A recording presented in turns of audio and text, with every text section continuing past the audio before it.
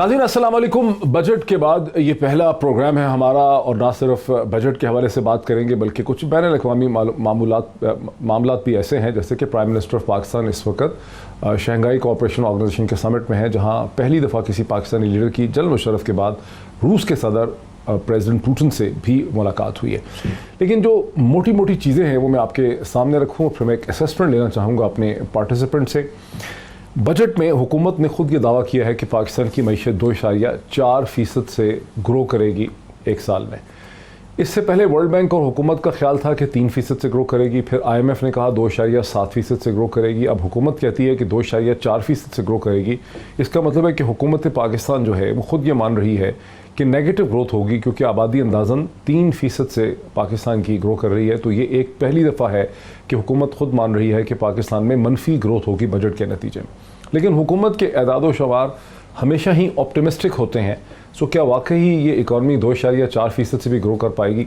और हुकूमत जब सोचती है कि वो 5.5 खरब यानी 5,500 अरब रुपए का मालिया या टैक्सेस इकट्ठे करेगी, तो ये बहुत ही एम्बिशियस लग रहा है सारी बिजनेस और ट्रेडिंग कम्युनिटी को, जिनको पहले ही ख़तरा है कि जिस किस्म के कवानीन लाए जा रहे हैं और उन कवानीन के नतीजे में फेडरल बोर्ड ऑफ रेवेन्यू के ऑफिशल्स को जिस किस्म की ताकतें हासिल हो जाएंगी, इसका मतलब है कि प्रोफेशनल क्लासेस का, बिज़नेस कम्युनिटी का, ट्रेडिंग कम्युनिटी का, आम शहरी का FBR जो है बहुत ही उसको विक्टिमाइज़ करेगा। और लोग ये पॉइंट आउट करते हैं कि आज तक FBR के किसी ऑफिशियल की कन्विक्शन नहीं हुई हैरेसमेंट के ऊपर या अपनी आमदनी से ज़्यादा ज़राए और असासे इकट्ठे करने पे। ये सवाल भी इस वक्त बिज़नेस कम्युनिटी जो है उसमें गर्दिश कर रहा है। डॉलर जैसे कि आप देख चुके होंगे कि आज 157 रुपये को टच कर चुका है और उसके ऊपर जाने का जो अमल है या उस पर कोई रुकने की चीज़ जो है वो नज़र नहीं आ रही। पाकिस्तान पीपल्स पार्टी कोशिश कर रही है कि अख्तर मैगल साहब को अलग करे हुकूमत से, हुकूमत को हटाने की कोशिश की जा रही है, किस हद तक कामयाब हो सकती है। वकला के दो धड़े हैं, एक वो धड़ा है जो आज हड़ताल कर रहा है, एक वो धड़ा है जो हड़ताल को तोड़ रहा है। इसका ताल्लुक जुडिशल रेफरेंसेस से है। ये वो सारी सूरत हाल है जिसको मैं अपने पार्टिसिपेंट के साथ रख रहा हूँ। पार्टिसिपेंट्स मेरे साथ ओवैस तौहीद साहब, पाकिस्तान के prominent political commentator, television anchor हैं, राइटर हैं, कॉलमनिस्ट हैं मेरे साथ राइट साइड पे। Very warm welcome. Thank you very much. Raja Aamir Abbas साहब पॉलिटिकल कमेंटेटर हैं, लीगल एक्सपर्ट हैं, सुप्रीम कोर्ट ऑफ पाकिस्तान के एडवोकेट हैं, वो भी मेरे साथ स्टूडियोज़ में हैं। पाकिस्तान के मुमताज़ पॉलिटिकल कमेंटेटर, आपकी जानी पहचानी शख्सियत जनाब आरिफ हमीद भट्टी साहब मुझे टेलीफोन लाइन पे ज्वाइन कर रहे हैं, इस वक्त लाहौर में हैं। और ये मकबूल जान साहब भी मुझे ज्वाइन कर रहे हैं, मेरे साथ हैं। Very warm welcome to all my guest. अगर मैं डिस्कशन का आगाज़ स्ट्रेट अवे कर लूँ और ये मकबूल जान साहब से। और ये मकबूल जान साहब, इस बजट को जिसमें हुकूमत ने खुद ही ये मान लिया कि 2.4% इसमें ग्रोथ होगी यानी नेगेटिव ग्रोथ होगी, इस पे आपका तबसरा क्या है? देखिए, पाकिस्तान का हो असेसमेंट या कि वर्ल्ड बैंक की या IMF असेसमेंट हो, पाकिस्तान की इकॉनमी को जिस वक्त के लोग एनालाइज करते हैं तो सारी की सारी बुक्ड इकॉनमी की बुनियाद पर असेस करते हैं, जबकि पाकिस्तान की तकरीबन 90% इकॉनमी वो है कि जो इनकी नजरों से ओझल है, इनके असेसमेंट से ओझल है, इनके उन सारे राशियों से ओझल है। बिल्कुल उनको असेसमेंट का उनको अंदाजा ही नहीं। आप अंदाजा नहीं कर सकते कि वो जो गाँव जो कि शहर से दूर रहते हैं या वो जो बॉर्डर के एरिया है वो इतने सेल्फ सस्टेनेबल है अपनी इकोनॉमी के हिसाब से, तो उनको ना आपके टैक्सों का अंदाजा होता है ना आपकी। मुझे थोड़ा सा आपकी बात पहले तो सही थी और ये मकबूल जान साहब आज से चंद बरस पहले, लेकिन अब जिस किस्म के टैक्स के मैयर लिए जा रहे हैं, जिस किस्म की डॉक्यूमेंटेशन की कोशिशें की जा रही हैं, रियल एस्टेट के हवाले से आप देख लें और तमाम चीज़ों के हवाले से देख लें, मुझे लगता है कि क्योंकि पाकिस्तान की इकोनॉमी कोलैप्स नहीं हुई इसलिए कि रियासती ढांचे को उस पर मुकम्मल कंट्रोल नहीं था। मगरबी ममालिक में जब रियासत को धचका लगता है तो सारी इकोनॉमी नीचे जाती है, पाकिस्तान जैसे मुल्क की नहीं जाती थी, बिकॉज रियासत की जो इनकॉम्पिटेंस, निकम्मापन और नालायकी है उससे पाकिस्तान का शहरी इतनी तेजी से मुतासर नहीं होता था। लेकिन अब एक निकम्मी, इनकॉम्पिटेंट, इनएफिशिएंट रियासत जो है वो अपने आप को बहुत ज़्यादा इनकॉम्पिटेंट साबित करने की कोशिश कर रही है और मुझे बड़ा खौफ लग रहा है कि अगले एक बरस में क्या होने वाला है। देखिए, पहली बात तो ये है कि जो भी आपने मैयर्स दिए हैं वो भी अर्बन एरिया के अंदर लिए। आपकी सारी की सारी ट्रांजैक्शन खा वो अपना रियल एस्टेट की हो, बाकी चीज हो, वो अर्बन एरिया की ट्रांजैक्शन है और अर्बन एरिया के अंदर सब कुछ होता है। जबकि आपका बाकी सारे का सारा सेक्टर जो कि रूरल सेक्टर है वो सारे का सारा इकोनॉमी वो ऐसा गांव का सेक्टर है कि जिसको सिवाय चाय की पत्ती और नमक खरीदने के और किसी तौर पर भी आपकी जरूरत नहीं पड़ती, किसी किस्म की स्टेट की बल्कि इवन कारोबारी तबके की जरूरत नहीं पड़ती। असल मसला बुनियादी तौर पर यह है कि जो मैयर जो ले रहे हैं, क्या वो मैयर से सक्सेसफुल हो सकते हैं कि नहीं हो सकते। हालांकि मैयर तो बहुत अच्छे हैं, मसला सारा ये है कि जो शफरजादी साहब कहते हैं कि हम ये 5,550 जो है अरब इकट्ठा कर लेंगे, तो उसके लिए इकट्ठा करना तो इतना मुश्किल नहीं है, लेकिन उसके लिए उनको पूरी मशीनरी बदलनी पड़ेगी।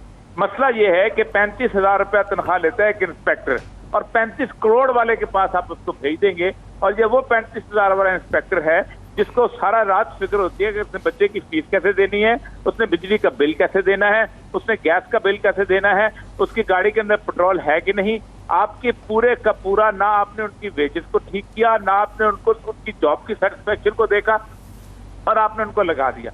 वो कैसे करेंगे वो जाके जिन मुआशरों में इस तरह के मैयर्स दिए गए हैं, वहां जो टैक्स मैन होता है वो बियॉन्ड रीच होता है। अच्छा ठीक, मुझे जरा इसमें आरिफ हमीद भट्टी साहब को भी लाने दीजिए। आरिफ हमीद भट्टी साहब और ये मकबूल जान साहब बहुत हमदर्दी से कह रहे हैं कि 35,000 वाले को आपने 35 करोड़ वाले के पास भेज दिया, लेकिन ये तो दुनिया में हर जगह ही होगा कि फेसबुक का जो मालिक है या माइक्रोसॉफ्ट का जो मालिक है वो बिलियनर है डॉलर्स में, और जो वहाँ पर भी टैक्स अथॉरिटी का बंदा होगा उसको साल के 30-40 हज़ार या 50,000 डॉलर ही मिलते हैं, इससे ज़्यादा उसको वहाँ पर भी नहीं मिलते। लेकिन वहाँ इस किस्म की शिकायत नहीं है। यहाँ तो ये शिकायत है कि जिसकी तनख्वाह लाख रुपए है उसका जो रहन सहन है सरकार में वो 20 लाख रुपए का या 15 लाख रुपए का महीने का वो खर्चा करता है, ठीक है। उसके पास बड़ी ताकत है और वो बड़ी हैरेसमेंट कर सकता है। अब जो ताकतें दे दी गई हैं FBR को, शफरजादी साहब अच्छे आदमी होंगे, आपको क्या लग रहा है कि पाकिस्तान में तो विच हंट का एक बहुत बड़ा सैलाब आ जाएगा? जो ऑफिसर जाता क्या वो उससे ज्यादा होता है, तो उसका इतना ही बिजनेस हो तो वो किस लिए नौकरी करेगा? बेवकूफ जी भट्टी साहब, अगर वो करोड़पति है तो किस लिए जाएगा? ये कोई जस्टिफिकेशन है? इनफैक्ट मियां इमरान खान साहब आजकल उन्हें समझ नहीं आती वो क्या कह रहे हैं। पूरे का पूरा निजाम करप्शन की बुनियाद पर चल रहा है, और खुद इमरान खान साहब। अरे भट्टी साहब आपकी आवाज नहीं आ रही हमें। मेरी गुजारिश है कि दुनिया में कोई भी आदमी। आरिफ हमीद भट्टी साहब, मैं जी आप मुझे सुन पा रहे हैं डॉक्टर साहब? जी अब आ रही है। अब मुझे बताइए। जी बिल्कुल, अब बिल्कुल लाउड एंड क्लियर है, अब बताइए। क्या है एक बहुत बड़े बिजनेसमैन, क्या आप कस्टम को जो इनकम टैक्स इंस्पेक्टर है उसको 5 अरब पे पहले मुलाजम पर रखेंगे, फिर उसको भेजेंगे, उसके बाद जाके भाई उसका टैक्स चेक कर? वो कैन इट इम्पॉसिबल। असल बात यह है कि आपने 99% करप्शन पे बुनियाद रख दी हुई है। आप करप्शन खत्म नहीं करना चाहते। अभी 5 दिन पहले मेरे पास एक बिजनेसमैन आया, कहता यार मैं बैठा था तो उसने कहा जी आपका इतना टैक्स बनता है लेकिन 5 लाख रुपए आप मुझे दें तो खत्म हो जाए।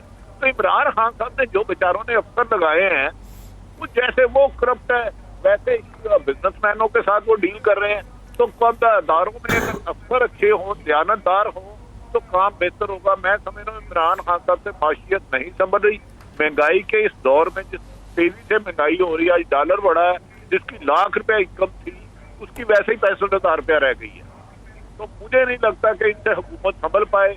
अब ठीक है जो इन्हें बैसाखियां फराहम कर रहे हैं, देखना यह है कि वो कब तक इन्हें बैसाखियां फराहम करते हैं और कब तक ये चलते हैं।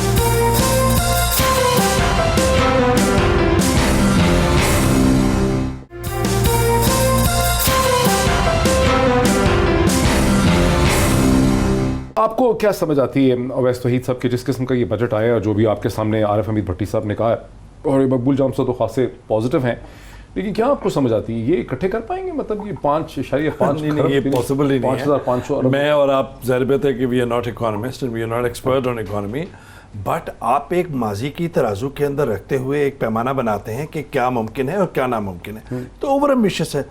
थोड़ा बहुत कहीं होता, जैसे आपने भी कहा, आपने बताया में 3,950 इन्होंने पिछले साल इकट्ठा किया है, बहुत मुश्किल अरब रुपए, तो 5,500 अरब रुपए ये कैसे जब करेंगे? और जब टैक्सेस की इकोनॉमी ग्रो ही नहीं कर रही, टैक्सेस की भरमार करेंगे, ये तो तयशुदा बात है कि टैक्सेस की भरमार करेंगे आप।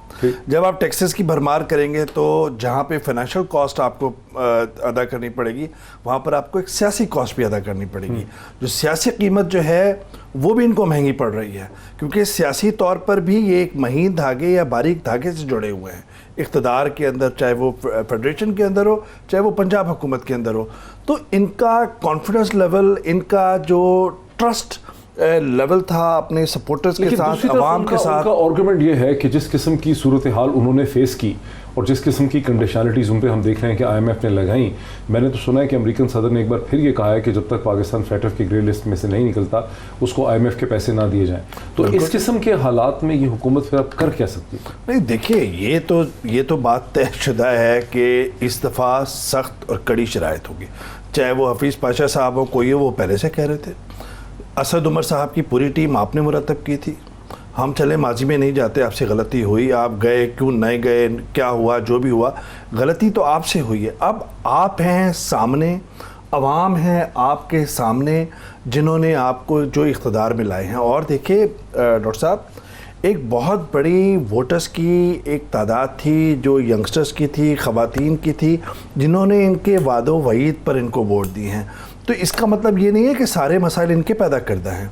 नून लीग की करप्शन भी होगी, नून लीग की भी जो है वो जिस तरह की गवर्नेंस रही है, टेम्पर किए नंबर्स, फिगर्स, इसहाक डार ने फजिंग की, मसनूई तौर पे डॉलर को रोका। लेकिन बात यह है, इसी तरह पाकिस्तान पीपल्स पार्टी का देख लीजिए, लेकिन बात यह है कि इस वक्त तो आप सामने हैं। आपने 10 माह के अंदर कितना कर्जा लिया?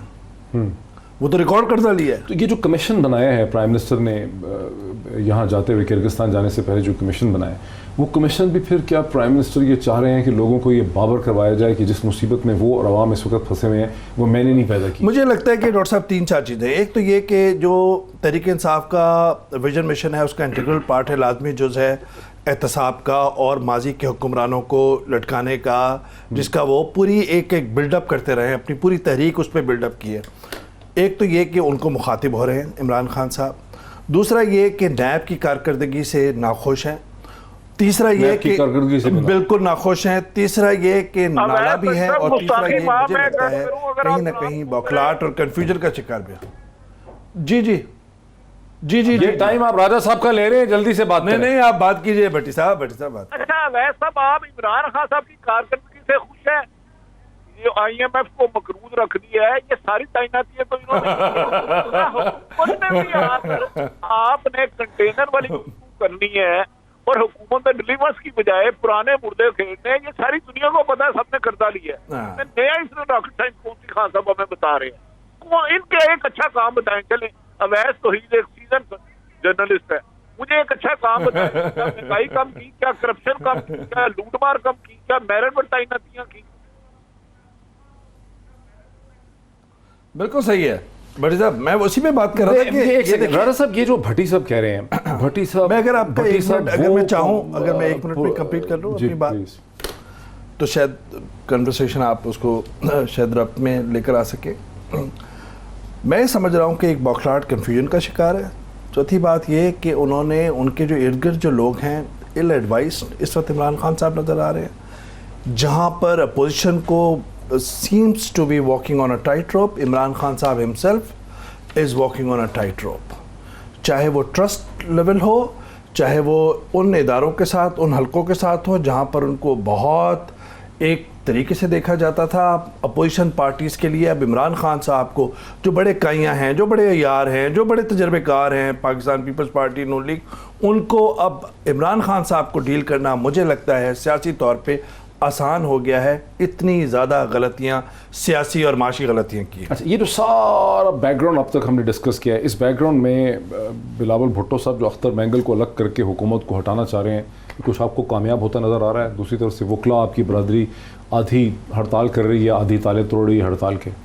डॉक्टर साहब, इससे पहले जो बात हो रही थी कि ये जो रेवेन्यू टैक्स कलेक्शन की बात है, तो इसमें इन्हें नो डाउट ये कि बहुत अपहिल टास्क है, लेकिन ये कोई इतना बड़ा फिगर नहीं है। द ओनली रीज़न इज़ कि इनको एफबीआर को रीस्ट्रक्चर करना पड़ेगा। एफबीआर में देखिए वो जो ओरिया मकबूल साहब बात कर रहे हैं कि 35,000 वाले को 35 करोड़ के पास भेजेंगे, मत भेजिए। इसमें ऑटोमेशन लेके आए। दुनिया भर में ऑटोमेशन होती है, टैक्स ऑटोमेटिकली लोग हल निकाल लेते हैं ना। जी, Basically, इंटरेक्शन, लेकिन भट्टी ह्यूमन साहब ने क्या इंटरेक्शन कहा? कम होता भट्टी है। साहब ने क्या कहा कि ऐसे कवानीन और उसके लूप होल्स और ऐसे एसआरओ मौजूद हैं कि एक बिजनेसमैन के पास एक टैक्स वाला बंदा जाता है, वो उससे कहता है कि फलां कानून के तहत आपके तो इतने टैक्स और बनता है 1 करोड़ रुपया, लेकिन अगर आप मुझे 10, 15, 20 लाख रुपए दे दें तो मैं इसको 20 लाख कर दूंगा। This is what I am saying. जो लॉ में ऐसे लूप होल्स देखिए, हैं, एसआरओज विड्रॉ करना तो आपको पार्लियामेंट में भी जाने की जरूरत नहीं। आप एसआरओज को विड्रॉ कीजिए। तमाम जो इस किस्म की फैसिलिटीज हैं, इंटरेक्शन कम करें। इसमें जो मौजूद हैं,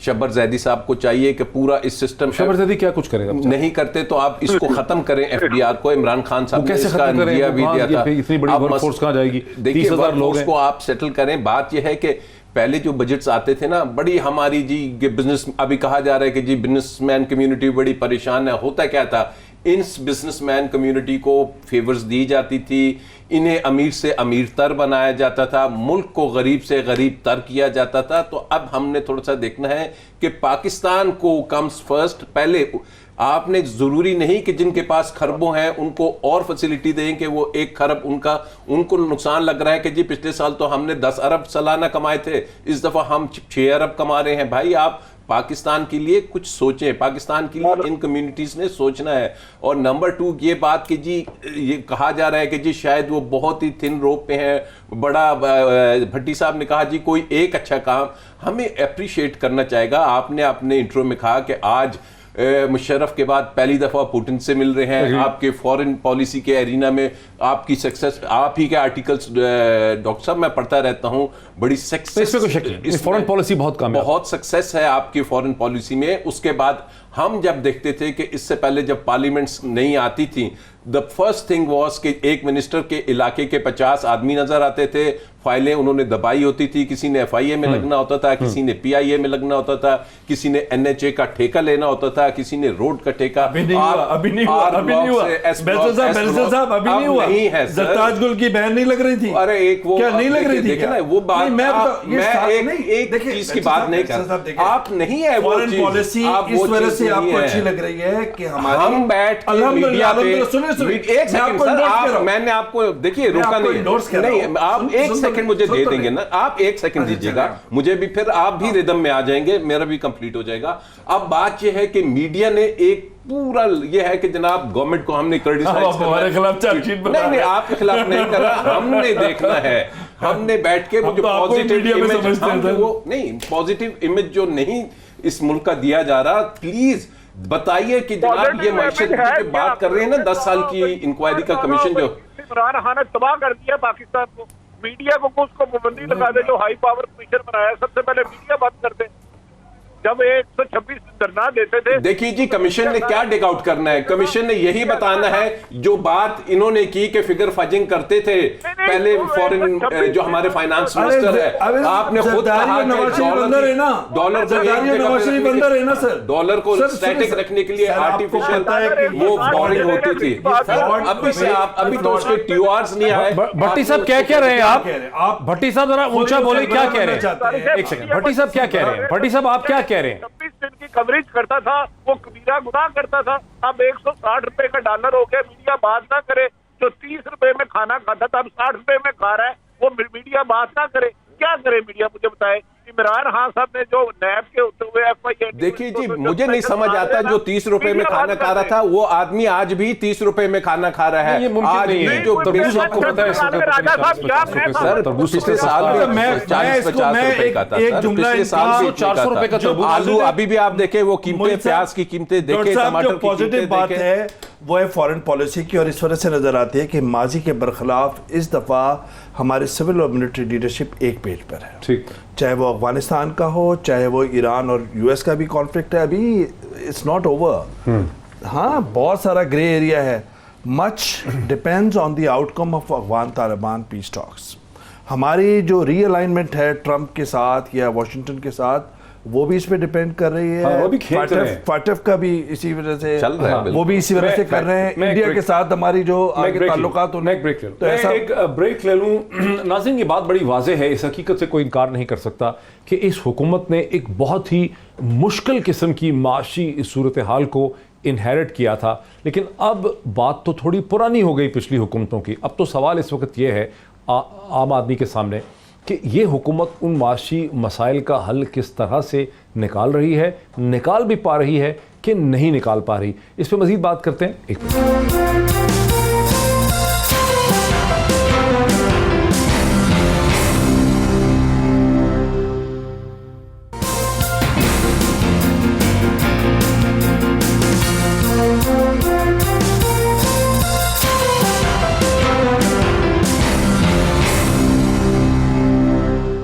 नाज़रीन, वेलकम बैक। बहुत ही तेज़ो तुंद डिस्कशन हमारी हो रही थी ब्रेक से पहले। मैं थोड़ा सा इसको ब्रॉड करना चाहता हूं और मैं आ रहा हूं औरय मकबूल जान साहब के पास।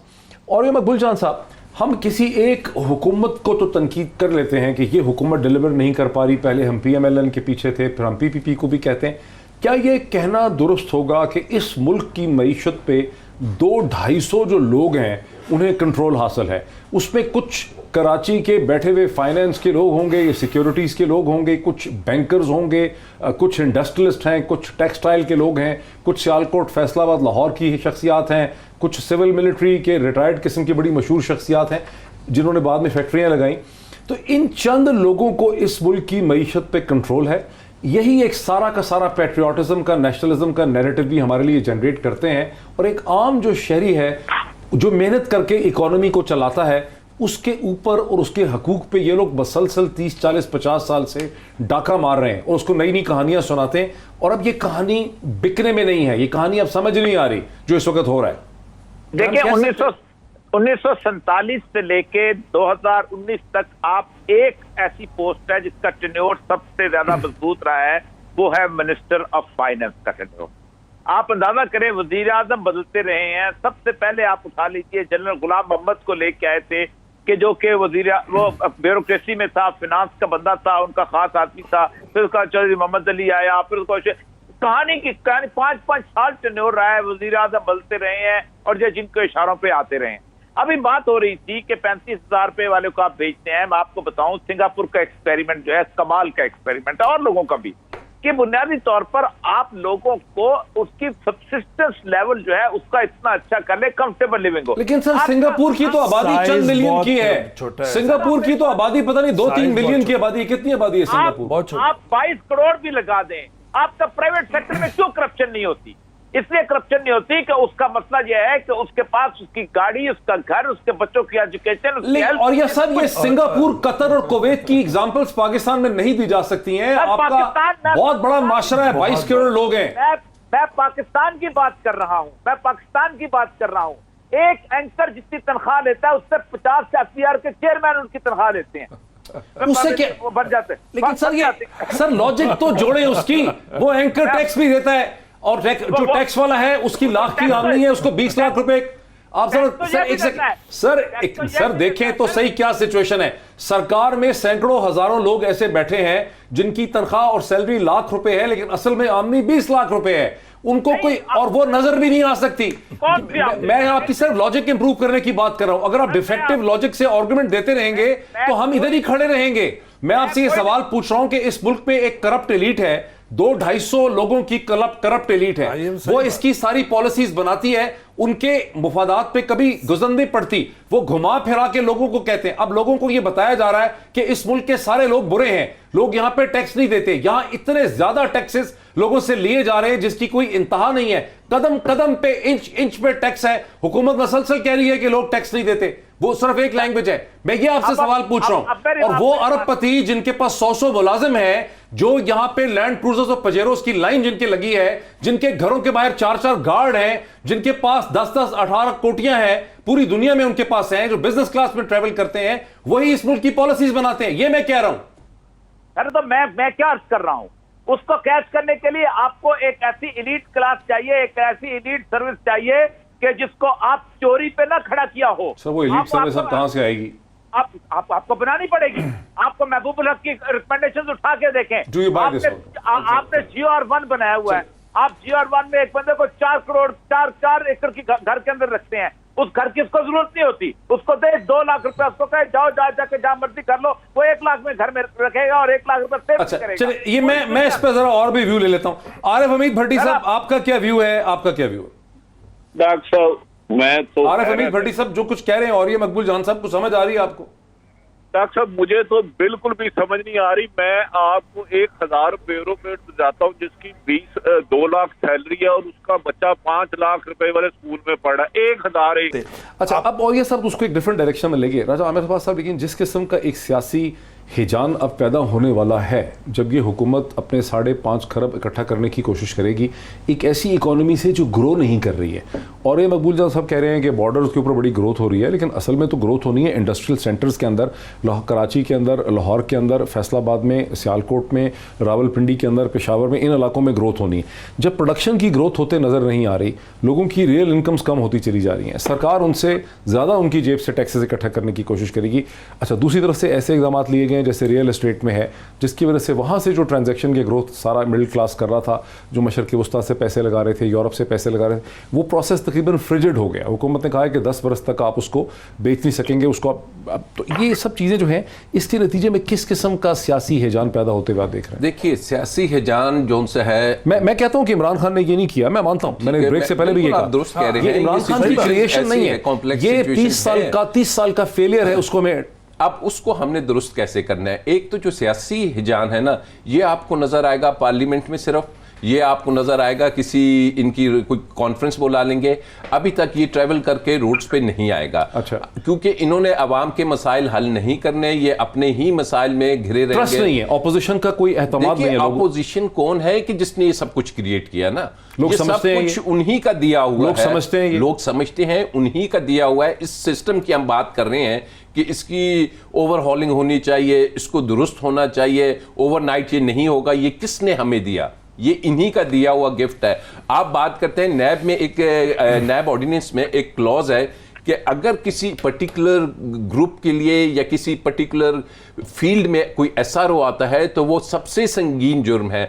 अब ये जो 10 साल की बातें हो रही है ना, इन्हीं SROs को आप चेक करें। ये जो ब्यूरोक्रेसी की बात हो रही है, आई नो कि जो फेडरल सेक्रेटरी 80% रिटायर होते हैं, उनके डिफेंस में भी बंगले होते हैं, उनके कराची में भी होते हैं, हर जगह होते हैं। कस्टम में जो पोस्टिंग्स लेते हैं, आपके इल्म में है, मेरे इल्म में है, मेंबर FBR बनने के लिए कितने पैसे दिए जाते हैं। मेंबर FBR आगे से अप्रेजर्स को जब ट्रांसफर पोस्टिंग करता है। देखिए, ये ग्राउंड रियलिटीज है। आपने सिस्टम को चेंज नहीं, आपने दयानतदार लोगों को लाना है, और आपने करप्ट लोगों को जब तक सजा नहीं दी तो आप नहीं चलेंगे।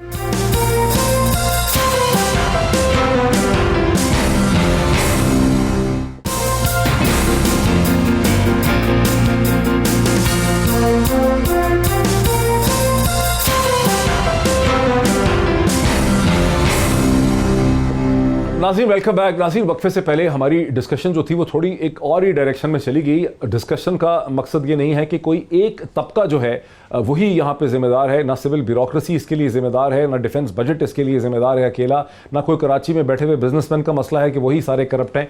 आर्गुमेंट ये जो देने की कोशिश की जा रही है इस स्टूडियो से कम से कम, वो ये है कि पाकिस्तान का जो पॉलिटिकल इकोनॉमी, माशी ढांचा है, वो इंतहाई अनइंटेलिजेंट था। ये वक्त आ गया है कि उस इंतहाई अनइंटेलिजेंट, बोगस, इनकॉम्पिटेंट ढांचे को देखा जाए। ये वो ढांचा है जो गुज़िश्ता कई बरस से 1300 से 1500 अरब जो है वो स्टेट ओन्ड एंटरप्राइजेस के ऊपर दे रहा है, जाया कर रहा है, वो कुछ भी प्रोड्यूस नहीं कर पा रहे। लेकिन कोई ट्रांसपेरेंट मैकेनिज्म ही के ढांचे में से नहीं निकल पा रहा कि स्टील मिल्स को, PIA को आप प्राइवेटाइज कर सकें और इस तरह से शफाफियत से प्राइवेटाइज कर सकें कि पूरी दुनिया देखे, अवाम देखे, मीडिया देखे, लोग देखें, वो कहें कि हाँ, ये वाकई एक जेन्युइन प्राइवेटाइजेशन हुई है। यहां पे PTCL की जो प्राइवेटाइजेशन हुई, वो प्राइवेटाइजेशन का आज तक मसला है कि एहती सलात ने कितने पैसे दिए हैं, कितने पैसे नहीं दिए हैं। स्टील मिल की प्राइवेटाइजेशन करने लगते हैं, रुक जाती है। मादनियात की एक्सप्लोरेशन करने लगते हैं तो उसमें मसले पैदा हो जाते हैं। रेंटल कंपनी के साथ एग्रीमेंट करने लगते हैं, उसमें मसले पैदा हो जाते हैं। इंस्टॉल्ड पार्क कैपेसिटी के एग्रीमेंट किए गए तो इंस्टॉल्ड कैपेसिटी के ऊपर गलत मायदे कर दिए गए, जिसकी कॉस्ट पड़ रही है यह है सुप्रीम कोर्ट के जजेस भी अपना सर पीट रहे थे चंद महीने पहले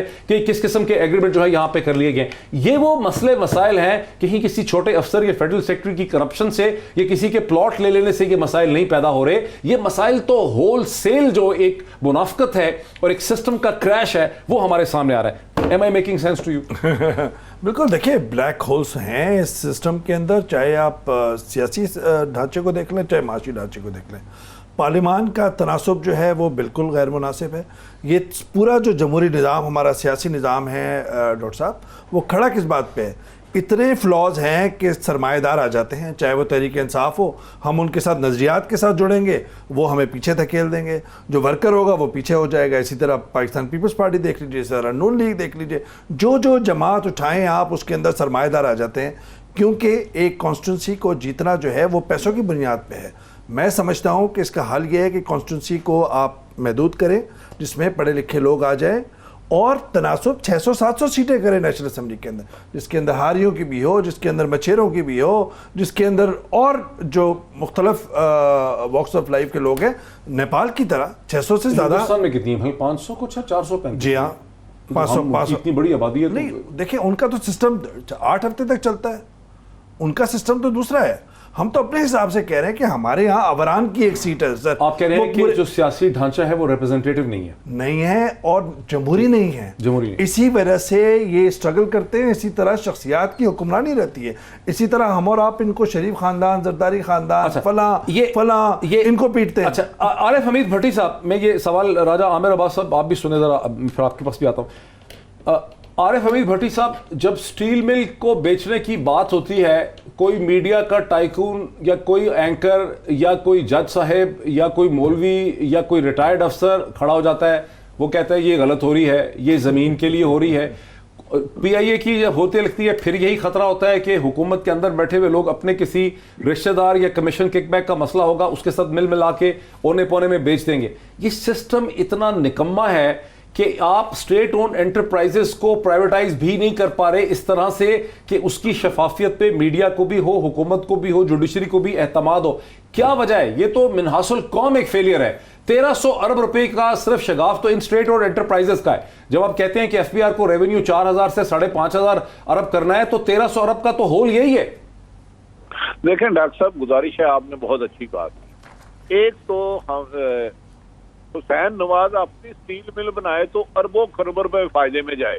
शाहिद खान अब्बासी अपनी एयरलाइन बनाए तो उनके प्रॉफिट की लिमिट ही कोई ना रहे। कोई पॉलिटिशियन नहीं या ब्यूरोक्रेट अपनी ट्रांसपोर्ट का काम करे तो लिमिट ही ना रहे। ये क्या वजह? सारे सरकारी इदारों में क्यों आते हैं? इसका मतलब है यहाँ भर्ती होने वाले या काम करने वाले कोई 80% करप्शन के जरिए मुल्क को नुकसान पहुंचाते हैं। जब तक पाकिस्तान में जजा और सजा का अमल इम्प्लीमेंट का रासी बोर्ड ना हुआ, करप्शन को बुराई ना समझा गया और उनके खिलाफ कार्रवाई ना की गई, तो याद रख लें आने वाले 1 साल बाद इससे ज्यादा हम आप शोर मचा रहे होंगे। बदकिस्मती ये है कि पिछली 2 हुकूमतें जो 40 या 25 साल रही, उन्होंने इस मुल्क को हर तरीके से लूटा। उम्मीद ये थी कि इमरान खान साहब तशरीफ लाएंगे, अच्छे दयानतदार अफसर लगाएंगे, करप्शन को बुरा समझेंगे, लेकिन वो इसमें कामयाब नहीं हो सके क्योंकि उनके इर्द गिर्द सारे वही लोग हैं जिन्होंने माजी में अरबों खरबों रुपया बनाया। तो जब तक आपके इलेक्शन भी बिकते हैं, उसकी कीमत है 40 लाख रुपया एक MNA के इलेक्शन की, तो 10 से 15 करोड़ रुपया इलेक्शन में लड़ा जा रहा है। आपकी बुनियाद ही गलत है, झूठ पर मुल्क चल रहा है। आपकी 80-90% लोग करप्शन पे गुजारा कर रहे हैं और किसी को पकड़ा नहीं जा रहा। रूल ऑफ लॉ के बिल्कुल बेसलेस नारे थे। आज भी ताकतवर के लिए और कानून है, कमजोर के लिए और कानून है। तो लिहाजा बदकिस्मती है कि अल्लाह इस मुल्क में बेहतरी करे और जजा और सजा का अमल सबके लिए हो।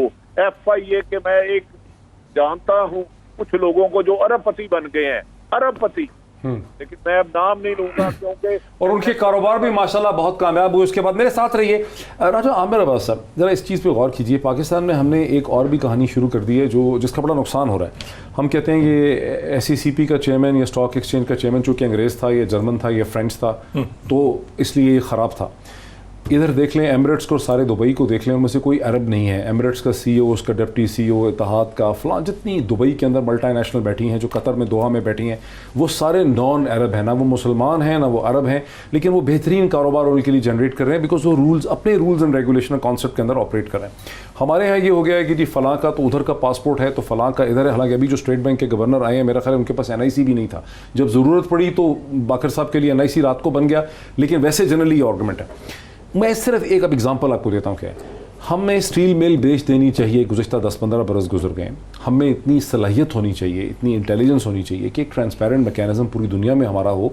चाइनीज़ ने लेनी है वो ले लें, कतरीज़ ने लेनी है वो ले लें, सऊदीज़ ने लेनी है वो ले लें।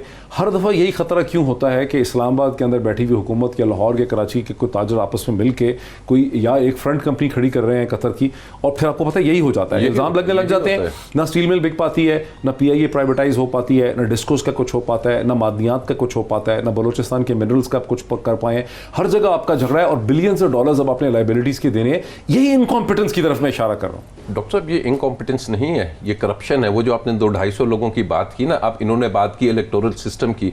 अब इस मुल्क में जो इलेक्शंस होते हैं, यकीन कीजिए हम भी देख रहे हैं सालों साल से, इन्होंने कहा कि जी करोड़ों रुपए लगते हैं इलेक्शन में, ये उम्मीदवार नहीं लगाते, ये उनके पीछे इन्वेस्टर्स होते हैं, वो इनको पैसे लगाते हैं, इनकी जेब से, किसी की जेब से 1 रुपया नहीं। इनकॉम्पिटेंस और करप्शन का गहरा ताल्लुक है बिल्कुल। और यकीन करें कि सीटें भी बिकती हैं और इलेक्शन में इनके पास उल्टा पैसा जमा हो जाता है, और फिर ये पैसा कौन देता है? यही बिजनेस कम्युनिटी होती है, यही लैंड माफियाज होते हैं। आप यकीन करें प्राइम मिनिस्टर्स लगाने में भी हमने सुप्रीम कोर्ट में देखा गया कि जी पूछा गया, सुना आप तो वजीर आजम वगैरह भी लगवा सकते हैं, आप इतनी बड़ी चीजें हैं।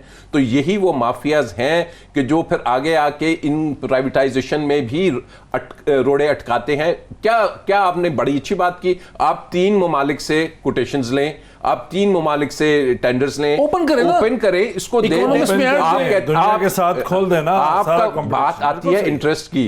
आपकी अगर नजरें रूजवेल्ट होटल पे हैं तो आप PIA को तो फिर ओने पोने ही लेंगे ना कि आपने उधर जाके उस होटल को मैनहट्टन में जनरल बायर नहीं ना आता। मैं यही तो कह रहा हूं, नहीं आता सर, जनरल बायर को नहीं आप वहां पे जो बात की फ्रंट कंपनीज खोल देंगे, आप कतर में भी जाके खोल देंगे। आप देखिए, आपने बात वही लोग होते हैं। आपने रेंटल पार्ट्स की बात की कि इतना हुआ सुप्रीम कोर्ट ने। आप मुझे बताएं, आज 8 साल हो गए रेंटल पार्क के केसेस को, एक केस में भी किसी एक शख्स को सजा हुई है? नहीं। अच्छा डॉक्टर साहब, सिर्फ एक स्लाइड सा इनके उसके साथ, ये जो बात करते हैं करप्शन इनकॉम्पिटेंस का, मेरे ख्याल में कोई गहरा ताल्लुक नहीं है। कमाल है, कैसे नहीं? बिल्कुल नहीं है। मैं आपको बताता हूँ, करप्शन से सोशल डिसऑर्डर, सोशल इनजस्टिस और मेरिट का खून होता है। तो जो मेरिट का खून होता है, नहीं हो सकता है कि मैं करप्ट आदमी और कॉम्पिटेंट आदमी हूं अपने उसमें, वो हो सकता है। ये सारे ब्यूरोक्रेट्स, रूल रेगुलेशन आप देखिए ना किस तरह अपने उंगलियों में नचाते हैं। मैं ये कह रहा हूं कि इस खिलाफ से मुमकिन है कि करप्ट आदमी कॉम्पिटेंट हो, लेकिन करप्शन से चूंकि मेरिट का खून होता है, तो आप right man for the right job नहीं ला सकते। ये इनकॉम्पिटेंट नहीं है। इसका मतलब ये है कि आप बाय डिजाइन जो है अजाइम के साथ आप एक ऐसे सिस्टम को पनपने दे रहे हैं, पलने दे रहे हैं, फलने दे रहे हैं, फूलने दे रहे हैं, जिसमें मेरिट का खून हो रहा है, सोशल डिसऑर्डर, सोशल इंजस्टिस, और उसी की वजह से हम इस वक्त डायरेक्शन लेस हैं और हम बुनियादी चीजों पर अभी भी स्ट्रगल करें कि किस तरह का सिस्टम हो। नहीं तो आपने कहा ना कॉम्पिटेंट, इससे कॉम्पिटेंट लोग होंगे, लेकिन ये माफिया उनको नहीं आने देगा आगे। अच्छा, और ये मकबूल जान साहब, मैं एक आपके कमेंट इस चीज पे ले लूं कि कुछ लोग ये कहते हैं कि अब फर्क ये पड़ गया है कि पहले तो सोचते थे कि PMLN चली जाए तो PPP चली जाए तो नवाज आ जाएगा, लेकिन अब तो जो सारा काउंटर रेवोल्यूशन था वो था कि इमरान खान आके डिलीवर करेगा, और अगर इमरान खान भी फेल हो जाता है तो फिर इस निज़ाम में उम्मीद नहीं रहती, होप नहीं रहती, बिकॉज वो जो सारी यूथ थी जिसकी उम्र आज 20 बरस से 35 बरस के दरमियान है, उसने अपनी तमाम उम्मीदें इमरान खान के ऊपर लगाई हुई हैं कि ये डिलीवर करेगा, मैन ऑफ डिलीवरेंस। बिल्कुल सही बात। देखिए, पहली बात तो ये है कि जिस वक्त पूरी की पूरी इमारत गिरती है उसी वक्त तमीर हुआ करती है। ऐसा होता नहीं, कभी हमेशा ऐसे होता है कि इमारत गिरती। एक दफा इस सिस्टम को, जब तक आप सिस्टम को तब्दील नहीं करते, इमरान खान छोड़ 4 इमरान खान भी आ जाए तो वो इसको तब्दीली नहीं ला सकते। हमने पहले दिन उसको कहा था कि जब तक आप एक ब्यूरोक्रेटिक सिस्टम को, आप उसको रिवैम्प नहीं करते, कुछ भी नहीं कर सकते। आप हैरान, 12 कॉलम मैंने तफसील से लिखे हैं इस मामले के अंदर, आप हैरान होंगे कि ये एक फाइल जो है उसके अंदर से बोलते हैं और एक सेक्शन अफसर काफी होता है इमरान खान को घुमाने के लिए, जिस तरह की सूरत हाल के अंदर लेके जाते हैं, और उन्होंने कर लिया है, उन्होंने उसको शीशे में उतार दिया है और इमरान खान इस वक्त ब्यूरोक्रेट्स के हाथ में कैद है। ये है मसला असल में, ये है असल में मसला। वक्त हमारा ख़त्म हो गया। औरिया मकबूल जान साहब का, भट्टी साहब का, ओवैस तौहीद साहब का, राजा आमिर अब्बास साहब का बहुत शुक्रिया। इस बहस का बहुत ही तेज़ुद्दुन बहस, लेकिन इसका फ़ैसला अच्छी नीयत से की गई ये बहस है, इसका फ़ैसला मैं आपके ऊपर छोड़ता हूँ। कल फिर आपसे मुलाकात होती। बहुत शुक्रिया।